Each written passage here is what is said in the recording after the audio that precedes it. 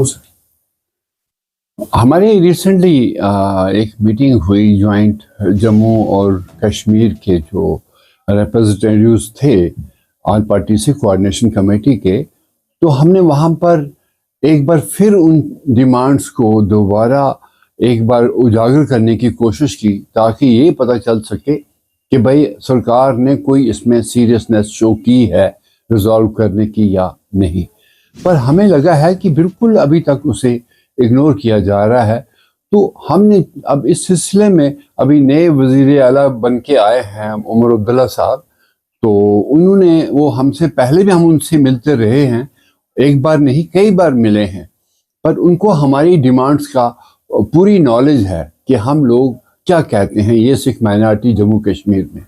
तो हम चाहते हैं कि उमर अब्दुल्ला साहब इसको दोबारा इस सारी सिचुएशन को प्रूव करें जो हम लोग कह रहे हैं, कम से कम आवाम को बताएं, पूरे जम्मू कश्मीर के आवाम को बताएं और जम्मू कश्मीर के बाहर के लोगों को बताएं कि आखिर एक लेजिटिमेट राइट्स हैं जो कम्युनिटीज माइनॉरिटीज के, उसे हम दबा के क्यों रख रहे हैं, ये किसके इशारे पर इसे दबाया जा रहा है। और सिंपली यही हमारी बात है। अब तो हम कहते हैं कि प्रूव करें, हम नहीं कहते कि अब वो इसको रिजॉल्व करें, प्रूव करें लेकिन पब्लिक में लाएं, चाहे वो कोई एक सिटिंग जज जुडिशरी का बिठाए या वो असेंबली का कोई एक कमेटी बना के उसको डिस्कस करें, या कोई पार्लियामेंट्री बोर्ड जो है हमारे एमपीज हैं उनको ला के बिठाएं और बताएं कि साहब ये जो हम बात उठा रहे हैं ऑल पार्टी से कोऑर्डिनेशन कमेटी, क्या ये सच कह रहे हैं या गलत कह रहे हैं। कम से कम पब्लिक के बीच में ये बात तो समझ होगी। हमें ये लोग पहले कहते थे कि साहब यहाँ आर्टिकल 370 या गवर्नमेंट ऑफ इंडिया ये बोलती रही है, जब हम यूनियन होम मिनिस्टर से मिलते थे कि साहब हम आपको माइनॉरिटी स्टेटस नहीं दे सकते क्योंकि स्टेट हिच पैदा कर रहा है। स्टेट ये कह रहा है कि ये आर्टिकल 370 के तहत कोई भी सेंटर का लॉ यहाँ लागू नहीं हो सकता। अब जबकि यहाँ सारे आर्टिकल 370 जाने के बाद सारे लॉ चले गए, बट अब मुझे बताइए कि सेंटर को कौन सी हिच है। ये कोई जम्मू कश्मीर को ऐड नहीं करना है, इनको कैबिनेट को पास नहीं करना है। ये सेंट्रल गवर्नमेंट कैन एक्सटेंड कि भाई जम्मू कश्मीर के सिखों को national commission of minority act के तहत यहाँ पर उन्हें माइनॉरिटी स्टेटस दिया जाए। अब मुझे बताइए इसमें कौन सी प्रॉब्लम है। ये खुलेआम बात मैं कर रहा हूँ इसीलिए कि साहब हम प्रूव चाहते हैं कि आखिर कौन सी ऐसी वजह है, कौन सी ऐसी ताकतें हैं जो सिख माइनॉरिटी को माइनॉरिटी स्टेटस ना देने की वजह से उसको रुका रही हैं। दूसरी बात थी, हमारे पास यहाँ पे एक पैकेज आया जो प्राइम मिनिस्टर का पैकेज था, यहाँ माइनॉरिटीज के लिए आया, नॉन माइग्रेंट माइनॉरिटीज, उसमें बच्चों के लिए जॉब का एक पैकेज था। पर उस पैकेज को क्या किया गया, उसे 2-3 साल बंद रखा गया।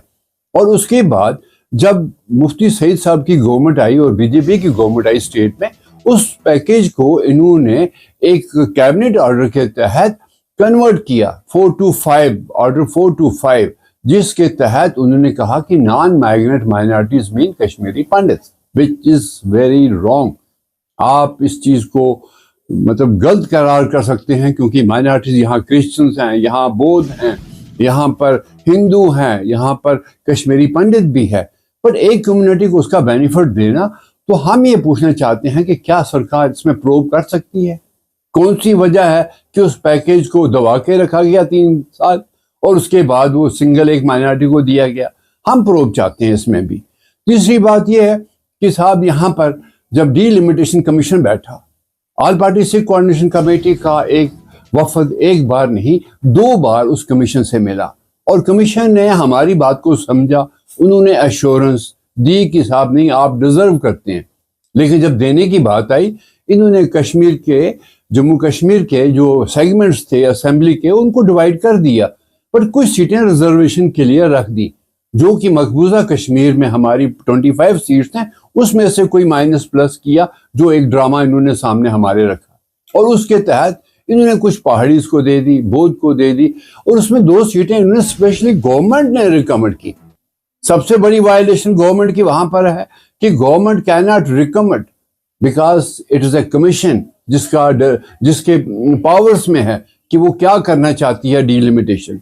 गवर्नमेंट उसमें इंटरफेयर नहीं कर सकती। एक तो इंटरफेरेंस की वायलेशन है, और दूसरी ये हुआ कि साहब आप अगर सबको दे रहे हो, सिख भी इक्वल एक माइनॉरिटी है। हमारी पॉपुलेशन और कश्मीरी पंडित की पॉपुलेशन में कुछ ज़्यादा फर्क नहीं है, पर आप एक को देंगे ये समझकर कि ये एक तबका है और ये सिख दूसरा तबका है, ये गलत बात है। आपको बराबर की जस्टिस देनी है, वो इस मुल्क का कानूनी हक है लोगों का जो इन्हें देना चाहिए। और उसमें दो स्टेट, खैर बहरहाल वो अभी कोर्ट में मामला है, पर मुझे मालूम है कोर्ट में भी क्या होगा। पर हम अपने हक की आवाज़ जो है वो खड़ी करते हैं। हम सरकार से कह रहे हैं आप इसमें प्रूव करिए। अगर कोई प्रूव करेगा तो दूध का दूध और पानी का पानी साफ हो जाएगा कि साहब हमारे साथ कितनी डिस्क्रिमिनेशन है और किस तरह से हमें नेगलेक्ट किया जा रहा है। चौथी बात यह है कि यहाँ पर गुरुद्वारा एक्ट है हमारा। गुरुद्वारा एक्ट एक सरकारी एक्ट है which is passed by the assembly of Jammu and Kashmir, जिसको गुरुद्वारा इंडोमेंट एक्ट कहते हैं। अरे साहब उसमें चिल्ला चिल्ला के हम लोग कहते हैं इलेक्शन करो इलेक्शन करो। कभी 8 साल के बाद इलेक्शन करते हैं, कभी 6 साल के बाद इलेक्शन करते हैं, और फिर वो इलेक्शन आधे होते हैं। इन्होंने डिस्ट्रिक्ट का इलेक्शन किया, लेकिन डिस्ट्रिक्ट जो बोर्ड का इलेक्शन था, जो इस सारे चीज़ को कंट्रोल करता है, जो फाइनेंशियल इसकी कंट्रोलिंग होती है, उसकी एडमिनिस्ट्रेशन कंट्रोलिंग होती है, वो बोर्ड अभी तक नहीं बना पाए। सरकार उसमें कुछ भी नहीं कर रही है और बहाने इधर उधर के करके हमें टपका रही है। तो ये सब सही नहीं है। हम उसमें भी प्रोब चाहते हैं, उसमें डिप्टी कमिश्नर लोग भी इन्वॉल्व होंगे अगर प्रोब किया जाएगा कि साहब आप ऑडिट नहीं करते। मतलब ऐसी बहुत सी ऐसी बातें हैं। हमारी प्रॉपर्टी गुरुद्वारा की, जो पब्लिक की, जो कम्युनिटी की प्रॉपर्टी है, which is unsafe because it is not properly handle under act. आप वक्फ बोर्ड को ठीक ठाक कर सकते हैं, आप औकाफ को ठीक कर सकते हैं, आप श्राइन बोर्ड उसको ठीक कर सकते हैं, लेकिन सिखों के एक्ट के साथ आपको क्या तकलीफ है? हम ये सवाल पैदा करते हैं, क्योंकि ये सारी चीज़ें पब्लिक डोमेन में हैं। आप लाइए प्रूफ। हम तो ये कह रहे हैं, हम झूठ नहीं कहते। हम जो भी कह रहे हैं सच्चाई से और सफाई से बात रख रहे हैं। अगर चीफ मिनिस्टर के उसमें अगर ये समझ आती है उस चीज़ को, लेट हिम प्रूव। मैं पब्लिक में चैलेंज करता हूँ, लेट हिम प्रूव कि भाई ये सब चीज़ें हमारे साथ यहाँ क्यों की गई। पंजाबी लैंग्वेज आर्टिकल 370 से पहले एक रिकॉग्नाइज्ड लैंग्वेज थी, जिस तरह बाकी लैंग्वेजेस थी। बट मैं इतना सफाई से कहूँ, जैसे डोगरी है, कश्मीरी है, उससे मच बेस एजुकेशन में पंजाबी का था। और ज़बानें कोई किसी कौम की नहीं होती, ज़बानें सबकी होती हैं। अगर हिंदी है, उर्दू है, पंजाबी है, इसको मुसलमान भी पढ़ता है, इसको हिंदू भी पढ़ता है, इसको सिख भी पढ़ता है। बट यहाँ पर हमारे साथ एक इसकी ये ज़बान जो है, पंजाबी ज़बान, ये जुड़ी हुई है, क्योंकि गुरमुखी जो है हमारी, वो हमारा लिटरेचर, हमारा इतिहास, हमारी रिलीजियस जो मुकद्दस किताब गुरु ग्रंथ साहब है, वो सब पंजाबी में है। अगर आप हमारे फ्यूचर, हमारे बच्चों को पंजाबी ज़बान से दूर रखना चाहते हैं, तो इसका मतलब आप हमें, हमारे नई जनरेशन को हमारे इतिहास से, हमारे कल्चर से, हमारे रिलीजन से दूर करना चाहते हैं। ये सब चीज़ें जो हैं, इसीलिए मैंने कहा कि इस तरह से और भी बड़ी चीज़ें हैं, मैं अब वो ज़्यादा विस्तार से नहीं कहूँगा, पर यह है कि let them prove, either solve it या प्रूव, और पब्लिक डोमेन में रखिए कि ये हमारे साथ इस तरह का जो डिस्क्रिमिनेशन और एक जो हो रहा है, ये क्यों हो रहा है। मुख्तसर से जानना चाहूँगा, ये ऑलरेडी बड़ी बाइट हुई, तो ये मुझे बताइए, लाइक प्रीवियस सीएम्स, तो आज के सीएम जो है वो भी इग्नोर कर रहे हैं आपको? एब्सोल्युटली, उनको चाहिए था। देखिए अभी कुछ लोग उनको जम्मू में वहां पर मिले हैं, ये बात उनको मालूम है, उनको चाहिए सिखों के जो रिप्रेजेंटेटिव, उनको बुला के उनसे बात कर लें। After all party Sikh coordination committee कई बार मीडिया में ये बात आ चुकी है, कम से कम उनकी नोटिस में तो होगा।